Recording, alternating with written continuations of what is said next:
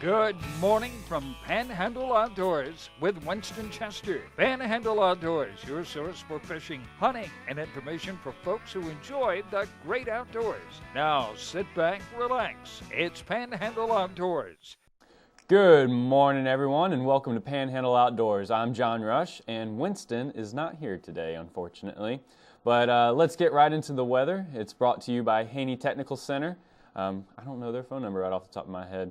But anyways, I actually went down there and gave them a visit not too long ago, and that place has got a lot of stuff in it. I know Winston and I talked about it a little bit last time, but I spent a good amount of time in their welding shop, and those guys, they teach you how to weld some very beautiful, they were making some tabletops out of metal, and it was really, really nice looking. But anyways, just go down there and give them a look if you want to learn something new. All right, so your high today is about 69 degrees and a low of 40 tonight. And you've got a 60% chance of rain with your winds going from the west at 17 miles per hour. You're going to have a light to moderate chop in the bay. Let's see, your sunrise is at 6:19 this morning. And for your river readings, we don't have it up on the screen, but it topped out over the weekend, it looks like, at around 21.13 feet, and it's on its way back down. Yesterday it hit about 18.6, and it's looking today it's going to be around probably about down to 17 foot. And the Choctawhatchee River, it topped out a couple of days ago at the 14.8 feet, and it's going to be back down to around 12 feet now. So that's it for your weather and everything. I've got two awesome guys here in the studio with me today, so we're going to take this break and we'll be right back with them.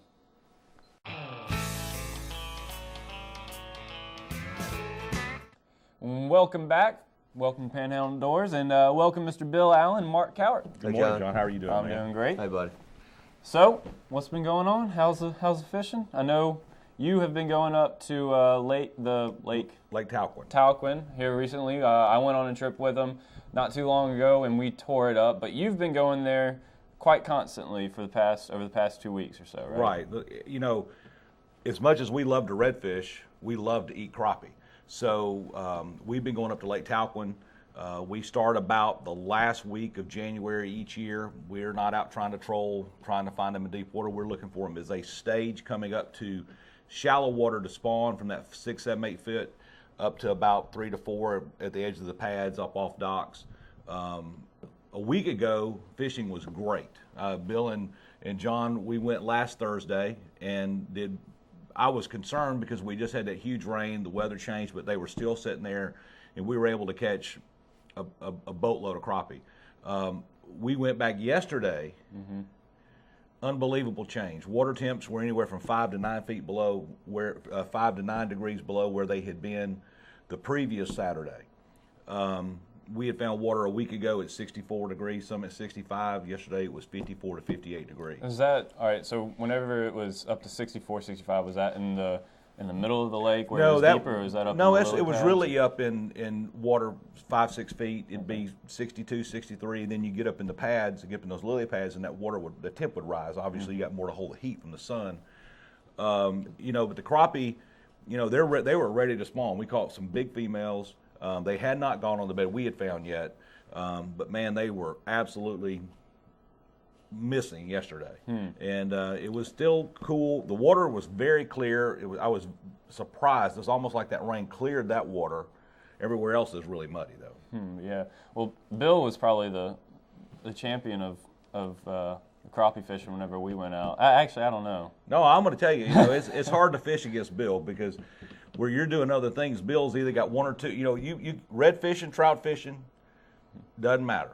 He is always in the water. His bait's always in the water, and you're not gonna. It's hard to catch one when your bait's in the boat. Yeah, that's very true. I've learned to watch how he casts and where he casts, and then just throw right past him. Never seen a guy could throw anything as far as Bill. I'm just considering listening to you guys. I'm having a great time. Hey man, that's that major league arm. He can throw somebody out going to second from home every time. He can throw that bait as far as anybody I've ever seen in my life. Well, I've caught crappie by accident, and I've been begging you to go. I've never been, You know, I've It's brim fun, fished isn't a it? ton. I used to bass fish, but it's just something I've really never done. But I was amazed at the size of those fish and how you were catching them Right. 5 or 6 feet from the boat at some time. Oh, yeah, I mean, know. you can catch them right up against the boat if you're quiet enough. And, you know, me, I'm trying to make a long cast and try to throw it in a hole that big between Right. the lily pads. Well, and you can. You're the one of the few people that can do that. But that was a blast. It is I fun. mean, that was a real blast. I And never that's something that's, you know, you don't need, you don't have to go to a whole lot of expense No. to go do something you like that. you really I mean, don't. Well, you'll see the guys with a cane pole catching just as many as a guy out of a.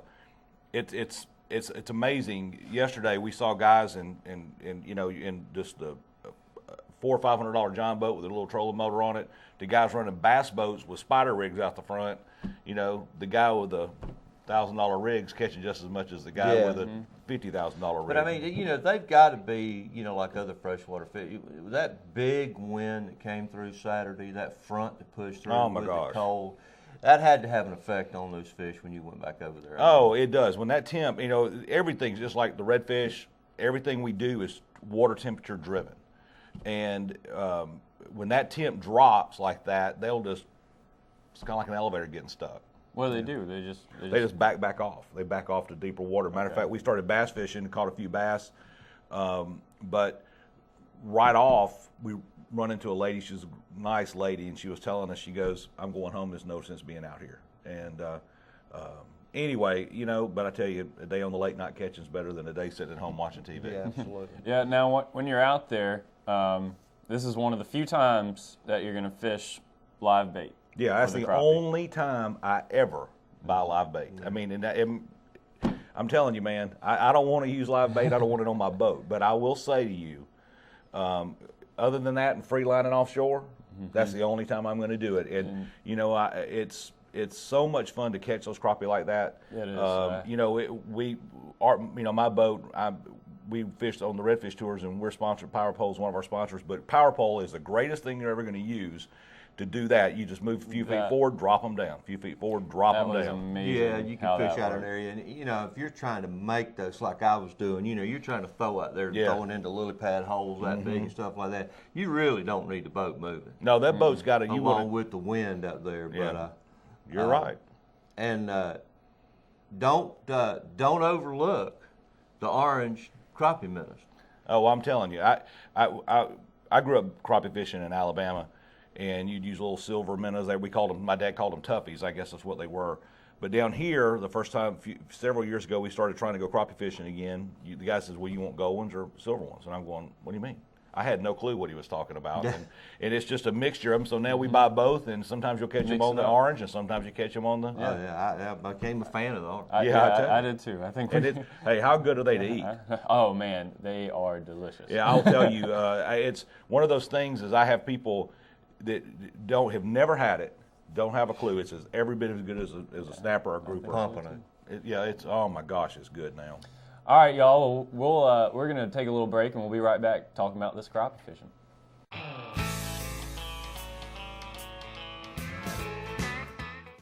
All right, welcome back, everyone. Sitting here with Bill Allen and Mark Cowart, and we are talking about some crappie fishing. And Mark, now you have got an interesting way of cooking up your crappie. At least to me, I've never used this kind of thing. But what is? You said that you've only had it once, but what is your favorite way that you've ever fried them? Well, up? it's not that I've only done it once. It's just growing up, my mom they're filleted out. Of course, if we're going to eat them, we're going to catch them that day to eat them. We don't freeze fish. Dip them in milk or buttermilk. Roll them in biscuit mix. Throw it in the fryer. Now, As soon as it floats, you it's told ready. me you added something once, and it was really good. That cereal. Oh, yeah. Now, this is really pretty cool. You could take Captain Crunch cereal and grind it up to it's like a fine powder and then roll it in it. It is really good. Has to be Captain Crunch. Has to be Captain Crunch. I don't know, ask us what, it's really good. I actually, I was telling you that story. I'd had it that way at a Planet Hollywood restaurant. Had chicken that way. Huh. And then we tried it, and man, it was really good. That's very interesting. Yeah. I was thinking about trying that, and then maybe, but all I had in my my pantry with some Fruit Loops. That probably wouldn't do it. If the Fruit Loops That would wouldn't taste do the it. same as Captain You know, and Crunch. we don't. And I'll tell you that it's crappie if prepared correctly. It is as good as any fish swimming, and if not better. Now, the one thing that you don't want to do is overcook it. Yeah, you overcook it. Like It's- any fish. Any Yeah, fish. Any but- fish overcook's no good. But this one in particular. Yeah, because it's it's while it's a little there's more meat there than people realize. It's you fillet it out, you cut the rib section out, and it's a good piece of it's a really larger piece of meat. That's what Bill was surprised how big they were or how big they could be. Yeah, I Of course, was too. State record crappie came out of Lake Talquin. did not know Yeah, that. sure did. How big is that? It was over 5 pounds. Good Lord. That's something, isn't it? I don't know how you drag one of those out. Yeah, of I'm those telling pads. you, It was hard that's enough the true. other day. They know exactly where they're going. They do. That's right. You only got like half-pound one probably, biggest? No, he has been No, about I 2 think- pounds. Yeah, we had a couple that were pretty decent. 4 over there. pound, that's huge. Big female, Yeah, right? but yeah, big female. The only crappie I had ever caught before I went out with y'all was they were small, nothing compared to that. So that I was blown away. But talking about cooking those things, it's amazing. I mean, there are so many different little recipes out there. The way that guys do them. I like how you guys talk about doing the trout. I think it'd be great for crappie with the Parmesan. Oh yeah, we did that. We did a show on that one time. Had a lot of good comments on that. But don't hesitate to send those little special recipes that you Oh, have absolutely. for I fish would and stuff like absolutely that love to that. Winston and get them posted online. He's got at panhandleoutdoors.com and Right. .com in it, and because there's a lot of different ways. I know my buddy Bill Shields who cooks a lot. He's got a lot of different little things that he does. I'd love with to see fish 'em. and stuff like that, and it's.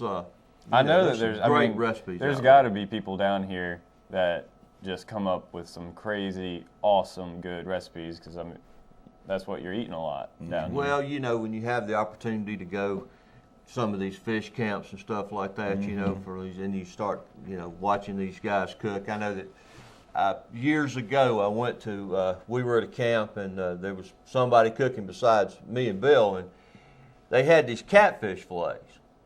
And instead of the buttermilk, that you're talking about, they had a vat of hot sauce. Oh man, that would probably be. And they were really soaking good. them in the hot sauce. Then they were rolling them in the Zatarans or whatever they did, beyond that, and fried them.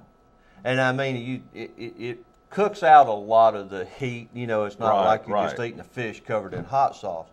But they ran those catfish through there and then milled them and then fried them, and it had the best flavor to them. I bet it did. I bet it ever really seen. did. So and I'll do those once in a while when I'm doing those catfish. But I mean, Well, let me change gears here just a second. I know you went fishing yesterday in the flats. How was it? it was tough. It was actually Sunday. Sunday. But the water, we were supposed to have a high tide Sunday. It was like 3:30, and we were over in East Bay, and the water just never moved. The wind dropped a little bit, but the one thing about it is where we put the boat in, and we're running probably 3-4 miles to the back end. There's usually 2 to 3 degrees difference in water temperature. Right. It's warmer back there where it gets shallow. Sure. In the back, we've like talked about that 100 times. But the water temperature was the same. I mean, so no real reason for them to run back there. Yeah. You don't have, the tide just didn't move. We go in and I watch oyster beds Right. and stuff like that, kind of just gauges, you see where you are. And it just never moved. I mean, and it was really tough. Now, went with Greg Brudnicki and my youngest son Dalton went. And, congratulations, Greg. He just got reelected unopposed, so we're going to have him for mayor again for 2 more years. Fix the boat ramps. And he does a great job. Now it's time to start working on him. But, Dalton caught a flounder right off the bat, about 14 inches or so. And it just got tough in a place where we normally catch a ton of fish. We just didn't catch any. Now, late in the evening, an hour before dark, the water started moving a little bit, but it was actually falling. it was the other whatever way, moved fell, but you really couldn't tell the We're difference. going from those neap tides now. We're about to get a lot more movement here. A little bit. Yeah, cannot I mean, wait I to think get to the these combination spring of and the summer wind tides. blowing out of the north hits. You know, if that wind is blowing like it did Saturday out of Right. the north, and it's, you know, It's when empty in the that bay. tide starts to turn, I mean, it's going to blow it out, and it's going to roll that tide for 2 or 3 days. It's not going to be what it's supposed to be. Yeah, you take all that water and get it out. It takes a while to get it back. And I will tell you something, you know, I always like to, you know, you have your druthers on, you know, most of the time we like to fish the falling tide right after the high, but, you know, there are people who like to fish an incoming tide, and we all know that 2 or 3 hours on either side of the tide is great. Right. But I know one thing, if the water's not moving, Yeah, it's hard. you might as well stay at the house. they're not- unless you're just yeah. enjoying the ride. That's exactly right.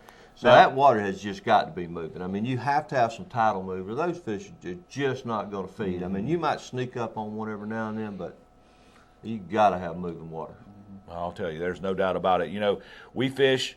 There's so many days that we fish, and that water just slack. It's almost might as well stay home. Stay at the house. What do they say? Is a better day of fishing is always a better day at work. No, I can tell you that. You know. It's always something to learn out there. I mean, you know, if you just don't want to sit at the house, you go out, ride around, you know, take a, you know, search for places, you know, I mean, use your bottom machine. Still wasn't use that your warm GPS. yesterday either. No, It was a cool day. cool. Yeah. It was cool, and it just, you know, it was tough. Yeah, well, we're going to take one last break, and we'll be right back with some talk about some trout fishing.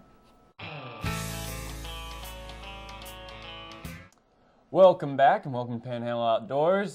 Just real quick, wanted to clarify something. Yesterday, we announced, or the FWC announced the new snapper and grouper seasons and regulations, and we didn't know how many snapper you're going to be able to keep, and right now they are not telling anyone if it's going to be 1, 2, 3, 4, or maybe if they even do an unlimited bag for everyone. That'd be nice. Yeah. But That's not going to happen.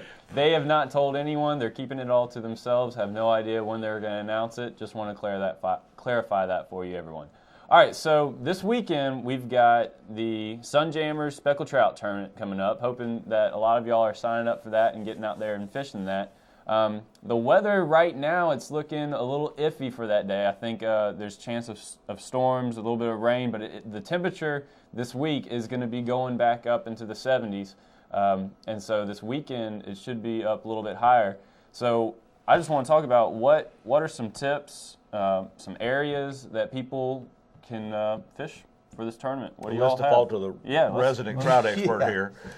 You know, it's just tough right now. You know, pick your tides. And of course, in the tournament, you don't always have that option. You know, you have to fish during the tournament hours. But the gulps have been real effective. What colors are you? Well, you What know, were if you the using water's a mostly? little bit stained or something, I mean, what we found, these new gulp it's a kind of a root beer color, Right. with sparkle, and it's got a chartreuse tail. But they're softer than the regular yep. gulp It shrimp. is- it and really I is. really believe that, you know, we fished the other day and caught those, we got 3 redfish, Yeah, 3 that's redfish. what we Yeah. caught them on. Yes. And it's really been the hot bait. But, you know, the temperature is all over the map. You know, wind's all over the map. So I think, you know, especially if you're tournament fishing, you got to be mobile. Yeah. You know, you want to hit the mouths of the creeks. You know, I wouldn't, you know, spend a ton of time anywhere just because it's just, you know, we've talked about it 100 times. We've talked about it here. The fish are confused right now. They This are. weather's crazy. Really You know, are. it's 39 one day to 75 the next day, and it's just they don't know what to do. So I wouldn't get stuck on one thing, you know. But the swim baits have been very effective on the trout. Bouncing those gulp Miradines. on the bottom. Miradine is great when Yes. you've got some water to fish in. I know Yep. y'all have caught a bunch of them. Oh my on that. gosh. But if I would just vary it, you know, when I'm fishing on the bottom with a gulp, typically I'm moving it really slow, just letting the tip just pick it up and just You just actually work fish it faster slow. than I do. Yeah. Yeah, That you do. shocked me. I've noticed that actually. Yeah. You do fish it a little bit faster than I do too. Yeah. But Of course, he whenever, catches all the fish, so yeah, I maybe know. we need to write You know, this down. Well, that's because whenever I mean, last time that we went out, I was bouncing a lot slower than you, but I was picking up flounder while you were picking up the specks. Yeah, and that's so gonna happen. I don't know if you want to do that. Well, during this you're tournament. on the bottom, but Yeah, that's I where know. they are. So Yeah.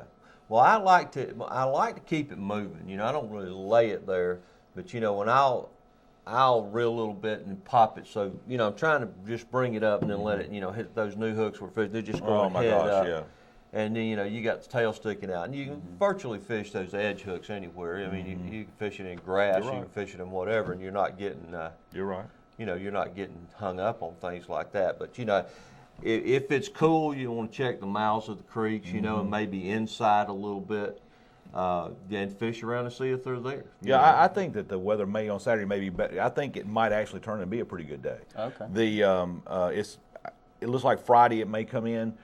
It's not going to cool off. It doesn't appear. I think it's going to be more of a warm front coming in. And if that's the case, then the little bit of rain on Friday doesn't affect them as much.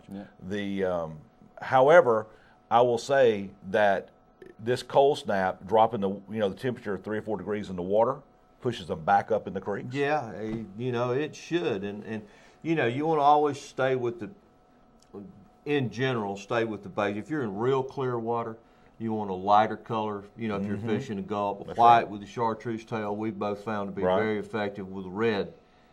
Darker the water, darker DOA the head on there, if that's the kind that you're using. And then, you know, if it's a little bit cloudy, and I fished this the other day when we went using that new color that Gulp's got, that natural shrimp. It's kind of an olive green with a muted white on the bottom. Yeah, it's a really neutral color. It is. Looks very natural. It is. And then, you know, if the water's a little bit darker or stained, you know, go to that root beer color with that little, you know. And I fished it all day that day. I fished the chartreuse head, chartreuse tail, that root beer color body. Very effective, and I think, you know, I think a lot of it has to do with the texture of it. I really do. You know, they pick it up and they hang on to it. Yeah, you had one that took the whole bait body. Yeah, he really liked it. He took the whole thing. But you know, that's what I do. If it's cold, you want to look for that shallow water where it's going to warm up quicker. You know, with the edges. Grass edges and things like that, and just fish it real thoroughly. Well, guys, we have run out of time, but hope that you got some good information from these guys, and have a good day. Thanks for joining us for Panhandle Outdoors with Winston Chester. Panhandle Outdoors features hunting, fishing, and other activities and information to help you enjoy the great outdoors. Join us next time for Panhandle Outdoors.